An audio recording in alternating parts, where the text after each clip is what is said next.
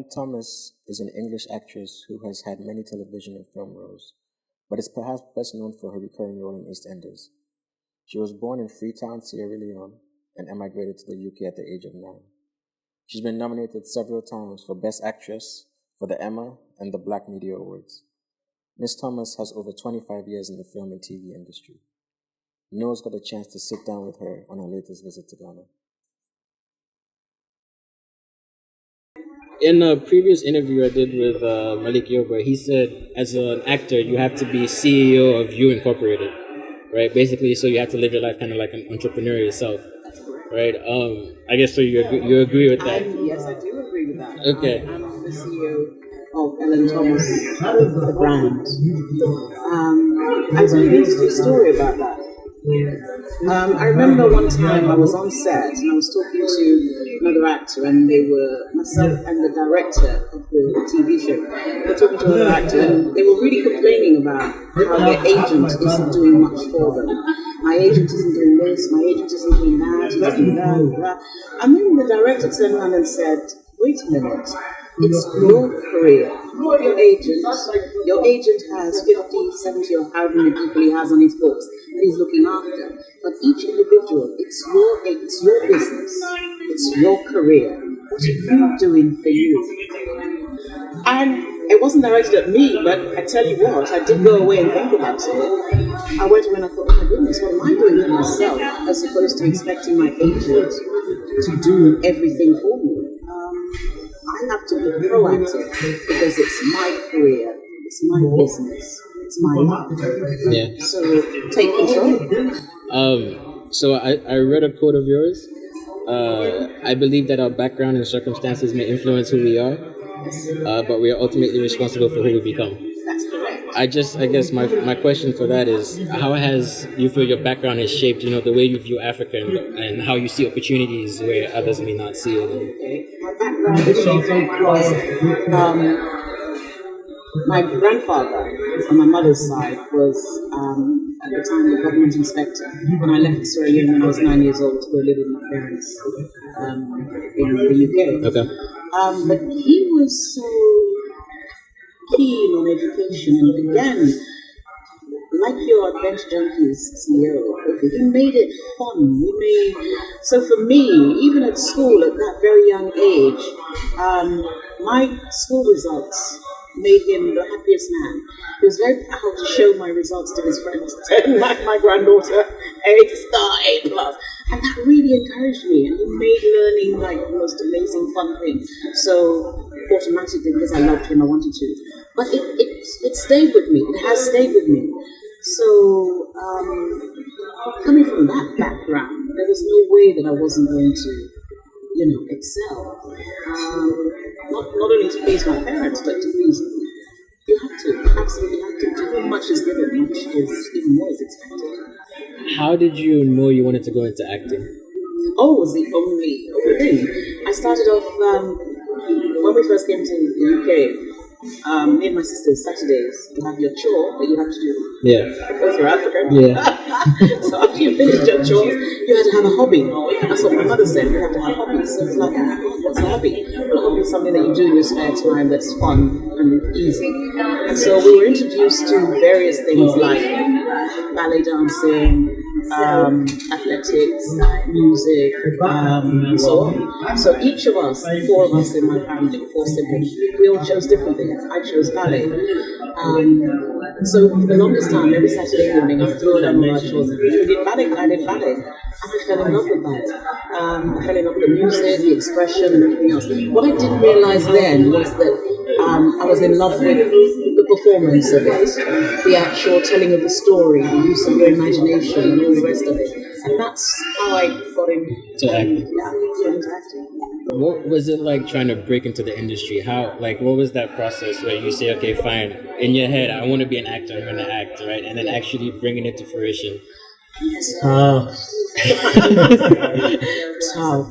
There are times when I think that it's tough because it kind of whittles out the people who are just in it for the fame. Okay. The people who are in it for the long haul, the actual journey, the creativity of it, they hang in there because it is, I can't do anything else. It is what I want to do, and I come most alive when I'm on set. Talking about a character, playing a character, interacting with the other actors. That's when I'm most alive. So, yeah, I think that the difficulty that comes is to make people out the wannabes. Because so many people just want to be, they want the fame, but they really don't want to do the work, the foundation stuff that you have to do in order to get to fame, if you get the fame. But, yeah, I have to do it for a lot of actors, the serious ones. It is the work, how you can, as an actor, in a performance, either on film, on stage, even on radio, transform people's lives or reveal to people something about themselves, about the human condition, the human spirit. Then your job here is done, basically. Yeah, for me. Okay. Do you remember your first role? Yeah. And also, I guess the follow up to that is, when did you know? When did you get that sense of validation that yes, I can actually do this, and I'm actually gonna, when did I know? Yeah. When did I know? Came when I was doing ballet. Okay. I knew the applause was a good payback. Okay. The applause was a good payback for me having this amazing experience on stage. Because for me, I was already satisfied because of the experience on stage. Okay. And then I get the applause from people, and the love from people. It's like I sing on the cake. So I knew from there that I wanted to have this experience more. So I went to drama school, went to dance school first, then transferred to drama school. And the first job I ever got, interestingly, was to play Salome in a theatre production. Okay. They were looking for an actress who could dance. The dance being the dance of the 7 days had to be really special because in terms of the story, it's a pivotal point in the story for the John the Baptist character and so on. So they needed an actress who could not only act but could also dance. So I went to the audition and they thought, we've got it in one, we've got both the actor and the so that's how I started. And I played Salome. And I'm one of those actors, the method. I take it home, I eat it, sleep it, hang on to it. And for the longest time I was just prancing around my house like a princess. My family were like, oh, please hurry up and finish the show. I mean, people pick up after you, sit there, or read, and I'm expecting everything to be done before you do that. It was all of that. So, yeah, I know how to manage that now. So I don't have to bore everybody around me, by inhabiting the character to that degree. Yeah. What would you say is the hardest part of acting? The hardest part is the in-between times. Okay. Yeah, in between jobs, because you are, as a jobbing actor, you go from one job to the next, and the period in between is the period where it's toughest because, it can crack you up, it can drive you crazy. But learning how to cope with that period is the trick. By doing classes, doing workshops, masterclass, whatever you have to do in the craft, even teaching young people, other people, is the way of surviving that period in between. Did anything surprise you about being an actor? Surprised me. Yes, actually, one of the things that surprised me was the role of the director. Okay. The effect the director has on the cast and the crew. That was a surprise. In that, if he came in and he was a bad director, he came in on a bad day, in a mood, really not feeling at all creative, it spreads like wildfire throughout the crew, the cast, everybody picks up on it. And the first time that happened, I was really surprised because I didn't think it was that tangible, and it was. Whereas on a good day, on a good set, with a really good director, brilliant actors, then it becomes the best place to be in the world. That was surprises. I think there's a lot of people who have dreams and aspirations of doing things, but life gets in the way. Do you have any advice or thoughts or feedback for them in terms of like going for it or? Go for it. Do it. Don't have no regrets. Do it. I number of times I've had people, senior people, people in their 60s, 70s, say to me, when I was young, I wanted to. And I said, well, you still can. The beauty of this profession, this industry, is that we do need people all the age ranges. We need people to play grandmas, granddads, and so on, aunties and uncles. So I say go for it. I say, if you've brought up your children and they've left home and now you've got your life back, go for it. Grab it with both hands. Go for it. Totally. Yeah. What is your secret to success? My secret to success, I don't take no for an answer. I don't. Is there an interesting story behind that?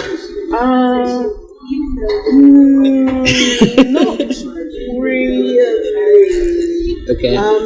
But one of the other things about acting is your mindset. You kind of work your way, because nobody really talks about it, but you sort of kind of work your way around the fact that if dealing with rejection is one of the toughest things an actor has to deal with, because you're rejected. You could be rejected at auditions, at castings, and so on, and you have to live with that.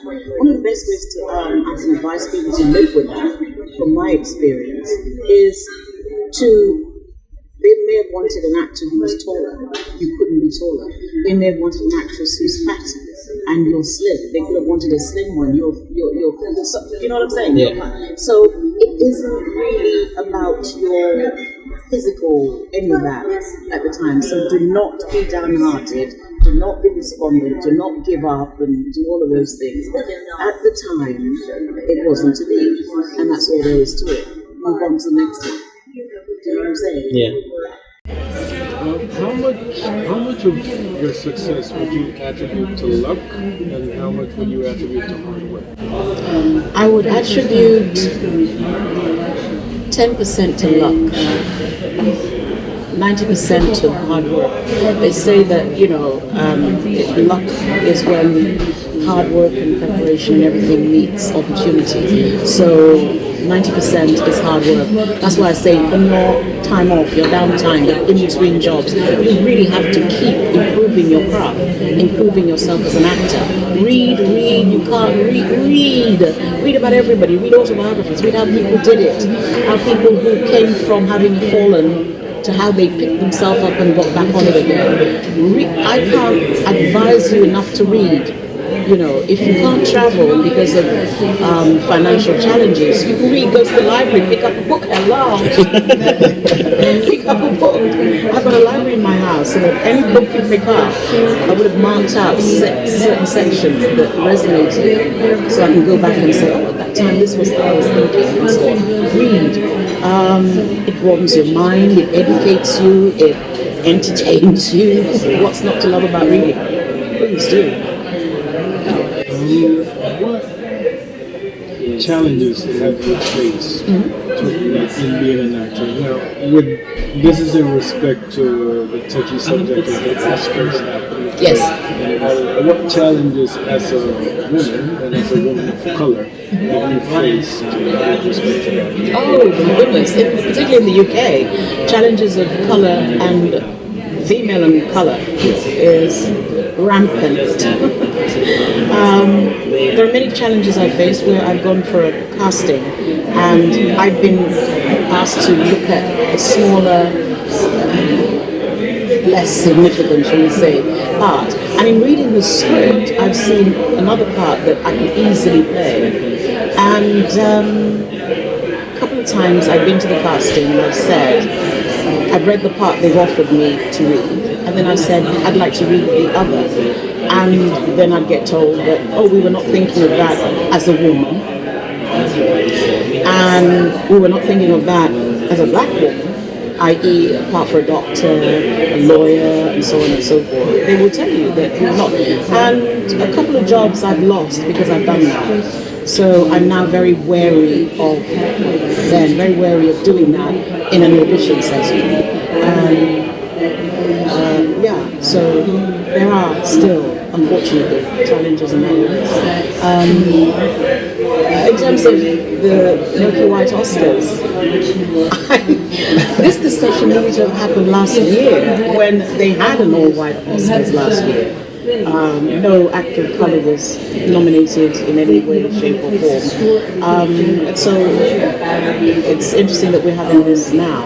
And for a system that's based on monetary gain, Straight Outta Compton did the most amazing box office. In fact, better box office than a lot of the other stuff that's nominated. Straight Outta Compton and one other black movie, I forget the name of it. Creed, the one with the young actor, that too did such brilliant box office. So on that level alone, but you have to look at what the Oscars are. You look at the membership. The membership is white, male, and over 70. What conversation are they having with anyone other? Even what's the conversation they're having with a young actor who's white, male, and under 21? They're not. So. But I'm looking forward to it. I want to see what Chris Rock is going to do. There's a part of me that thinks that this is a big publicity, PR work on their part, in that it's getting stale and old and stuck in its way, like the membership. So what do we do to liven it up and just spice it up? Then they get Chris Rock on board. And we know Chris Rock is going to actually just give his take on it. That's going to be hilarious,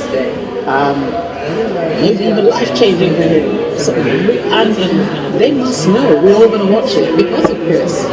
You know, so from a point-scoring perspective, they've scored a point. They've scored a point. You know.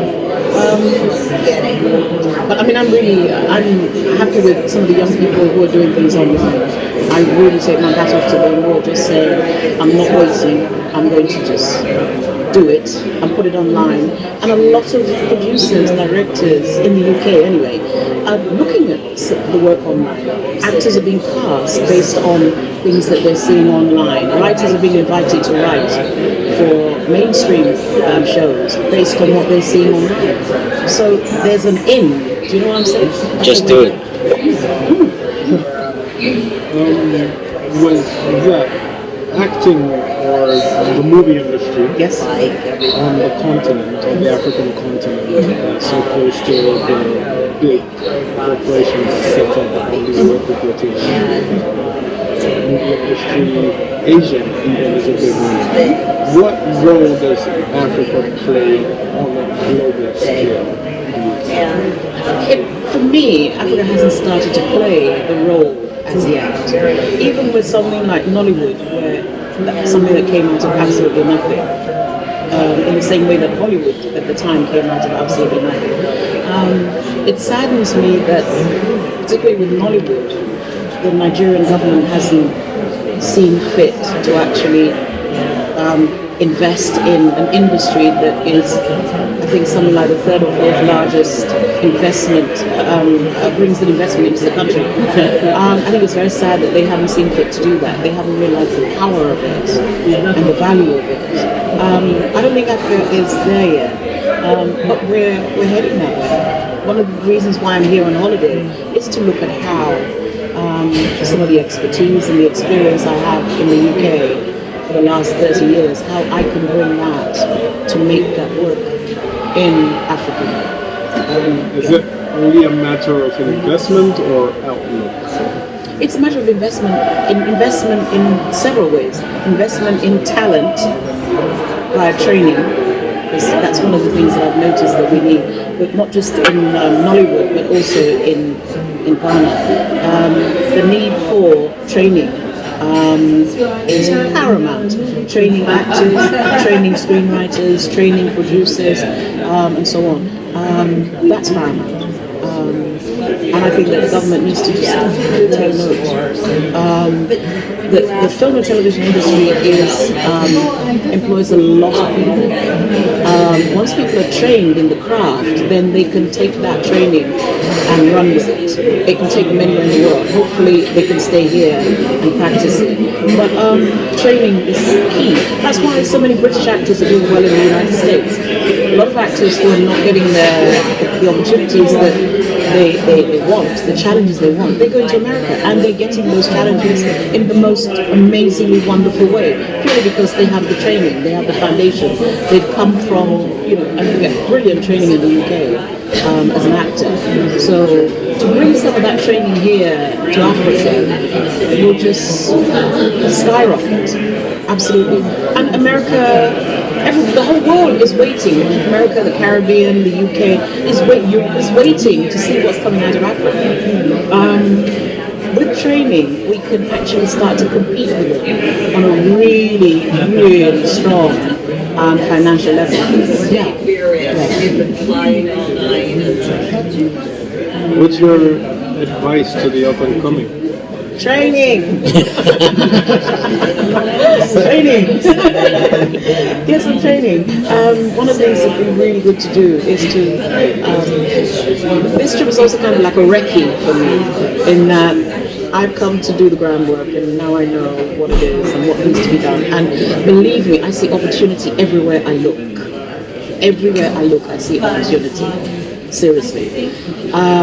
It's to go back and say, look, there's gold in them there hills in Africa. Go, young man, go. It's to go back and say to people, no, please do come, and bring what you've learned, bring it home.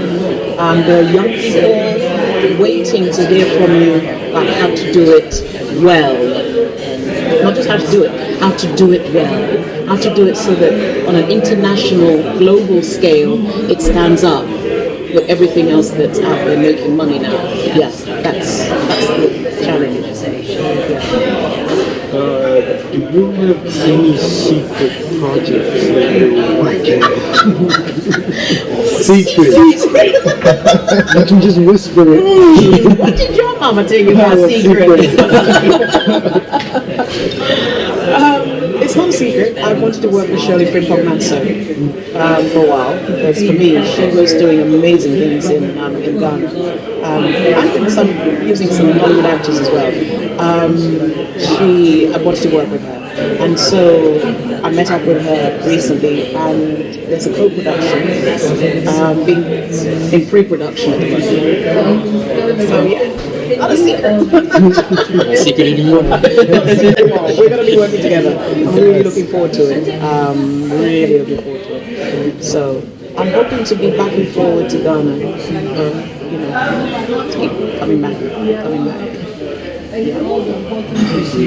would, like, apart from Shirley from Home, yeah. Who are the talents that you have spotted?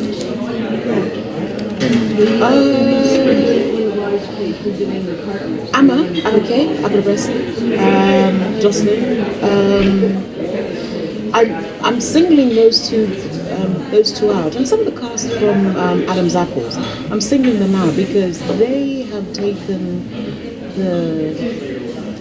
the step to not just working as actors but improving, so that when you look at series 1 of Adam's Apple and then you look at series 2, there is an improvement in both their performance and everything else. You can see improvement. I single those people out because of that, because as an actor you really have to keep improving. You have to keep making sure that keep your ear to the ground and you're bettering yourself. Even if you don't have the finance to do workshops and classes, you can. There's a lot of stuff on YouTube. There's a lot of learning that you can do on YouTube. Watch movies, read books, and learn how to do it. That, for me, is very exciting, just to see the improvement that these particular actors are making. How about the slapstick comedy? The comedy. The comedy. The comedy works. The comedy translates anywhere in the world. Good comedy doesn't need language. It will translate. And some of the comedies are good. Yeah. Production values maybe need some work. Not maybe. Production values need work. there's something that needs to be hammered home in Africa. Is the script is king. What do they mean by that? If it's not on the page, it's not on the screen. That needs to be hammered home in Africa, because we've gone past the stage where a lot of the improvised stuff, and in terms of the script is king, you have the first draft, the second. In the US, you can have up to 15, 20 drafts. That means somebody has taken that first draft of the script and honed it, worked it, changed it, done whatever they have to do to a draft 20. So when you go see the movie at draft 20, you're seeing the best that it can be. Do you know what I'm saying? Yeah. We are not taking that time. And I think that in Africa you really do have that time to work the script till it is lean. You know, it's lean and strong, rather than what I call flabby and, parts 1, 2, 3, 4, and 5. Hey! There's one they went up to like part 18 on the character, and then they did her daughter. You got no time for that. That is laziness as far as I'm concerned. Work that script till it is tight. Once the script is tight also, it influences budget. Your budget will then become, you're condensing your budget as well. Work that script till it's tight. Yeah, that's what I think. A lot of what you've said seems to translate into business. Yes. Also, could you condense that into one golden nugget for everyone listening? Oh, golden nuggets. Well, I kind of said it. It's not on the page. It's not on the screen. So if the script isn't any good, then the movie is so-so. But for entrepreneurs, yes, anyone who wants to start a business, yes, entrepreneur, start a business in the film and television industry, any business. Do your homework. You got to do your homework. You got to research the industry. Something I'll talk about the one that I'm involved in. As a case, you have to research. It's like I would have to research. Come to Ghana, I've researched who is doing the best work and try to get in touch with them. I watch films. I watch some of the films from that particular country. The same way, whatever business it is, do the research. Don't just get up and say tomorrow I'm going to be an import-exporter. No. Look at what is involved in importing and exporting. What are the challenges? Look at some of the people look at what the challenges they've had. Talk to them if you can, so that you don't fall into the same traps. Do you know what I'm saying? Look at how best importer and exporter is doing business, and a lot of things can be found online, on Google, on YouTube now. Do the research, do the work, and once you know how it's done, when it's at its best, then you make your plan. And plan seriously. You make your plan and you keep reworking that plan till it is the best it can be. And the other thing I've noticed about Africa is that we're all doing things for today. It isn't just about today and tomorrow. It is about future. When you talk to people like Richard Branson and all the other huge entrepreneurs, they will tell you they have the 5-year plan, the 10-year plan, the 15, and so on. We need to start thinking that way. Future generations, you're paving the way for the next generation. It's not just about eating today. You absolutely have to. In 5 years, the business will be doing this. The prediction. In 10 years we should be doing this, so that it's a roadmap. Your plan is your roadmap, and then you can look back on it and say, oh, we're slacking, we need to up whatever. Do you know what I'm saying? You can't do it without the roadmap, without the business plan. And people want the shortcut. The shortcut does not work. It doesn't. The shortcut doesn't work. You can find lots of examples of how the shortcut doesn't work, and the best examples of how the long-term, the future plan works. Read about people like your Richard Bransons, Donald Trump, even though he's doing this buffoonery now. But as a businessman, he's a very good businessman. Read about his life pre May 2015. He's a brilliant businessman. He's a brilliant businessman. He's now, his political career has turned him into a buffoon. But before that, totally brilliant businessman, and also one that failed and then got up and became a bigger success than he was the first time out. You've got to learn from these people. And learn that there is no shortcut to success nowhere. You've never seen a book that says shortcut to success. Because it ain't there. It's not possible. So read up about these people and how they did it, and take from that how they did it. And it's basic. Do your research, write your plan, and make it happen. Okay? Yeah, thank you. You're welcome. So just to wrap up, I guess, do you have any piece of advice or any tips or ideas for people who want to just do Nike it? Nike it. Let me go, what's Nike? Do it. Just do it. Do it. Don't take no for an answer. Do it, and don't wait for people to invite you to do it. Okay. Don't, like an actor, don't wait for the phone to ring. Do it. You can. I tell young actors now, they're saying, oh, I've got to do my showreel. The showreel is a piece of film that will show what you can do. Or I haven't done any work, so I can't put anything on my showreel. And I say, get a camera, get a friend, go to the park, and create a scene. Edit it down, put it on film, put it on tape. You can even do it on your phone. You started to create your showreel. Yeah. Don't take no for an answer. Think outside the box. How can you be creative? Write your own stuff. A lot of young actors, producers, directors are doing stuff online now, and it's an amazing time to be a creative, because you can actually create something out of absolutely nothing. So I say do it. Don't take no for an answer. Make it happen for yourself. Take responsibility. It's your life, your career.